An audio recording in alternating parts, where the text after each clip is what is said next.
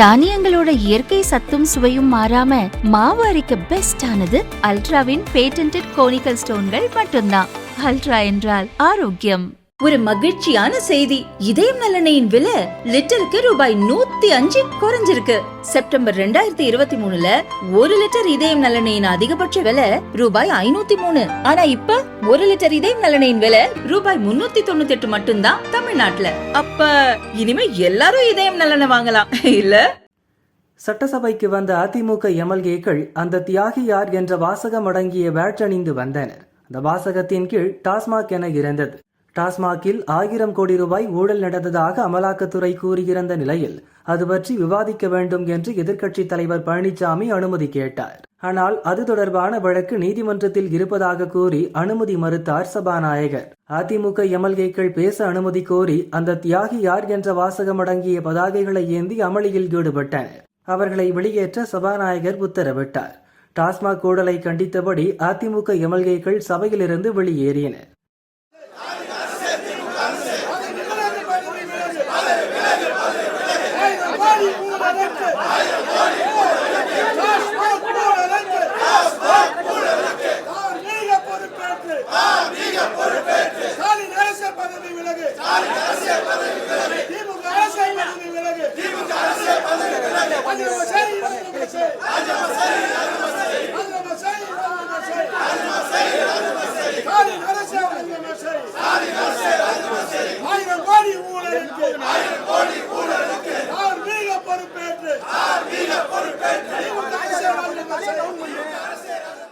முன்னதாக அமலாக்கத்துறையால் கைது செய்யப்பட்ட மதுவிலக்கு அமைச்சர் செந்தில் பாலாஜி ஜாமீனில் வெளியே வந்தபோது அவரை தியாகி என கூறி முதல்வர் ஸ்டாலின் வரவேற்றிருந்தார்.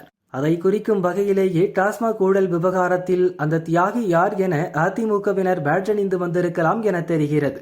சட்டசபையில் அதிமுக எம்எல்ஏக்கள் அந்த தியாகி யார் பதாகைகள் காட்டியதற்கு பதிலளித்து பேசிய முதல்வர் ஸ்டாலின் நொந்து நூடல்ஸ் ஆகியிருக்கும் அதிமுகவினர் தான் தியாகிகள் என கூறினார்.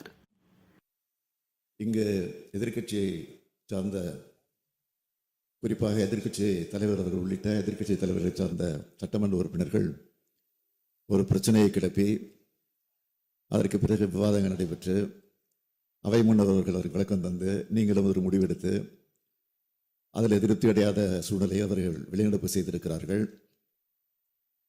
அதே நேரத்தில் நான் சொல்ல விரும்புவது, கையிலே ஒரு பதாகையை பிடித்து கொண்டு வந்து அதில் வாசகம் என்ன எழுதப்பட்டிருக்குன்னு சொன்னால் தியாகி யார், அந்த தியாகி யார், அந்த தியாகி யார் என்று எழுதப்பட்டிருக்கிறது. பேட்ஜும் போட்டிருக்கிறார்கள்.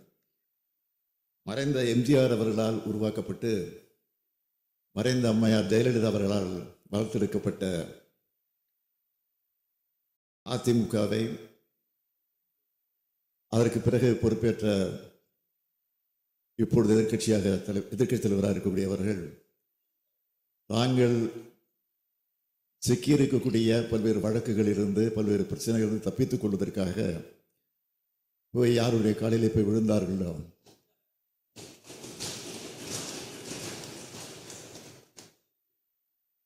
ஆக இன்றைக்கு அப்படி விழுந்த நேரத்தில்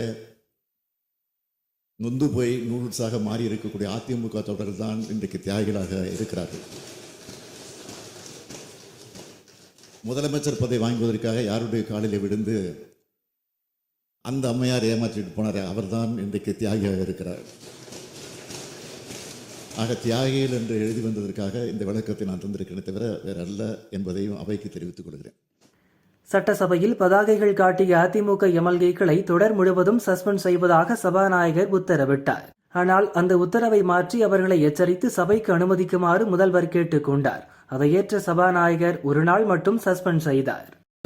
பேரவைத் தலைவர்களே, தங்களுடைய உத்தரவில் நான் குறுக்கிடுவதாக கருதக்கூடாது.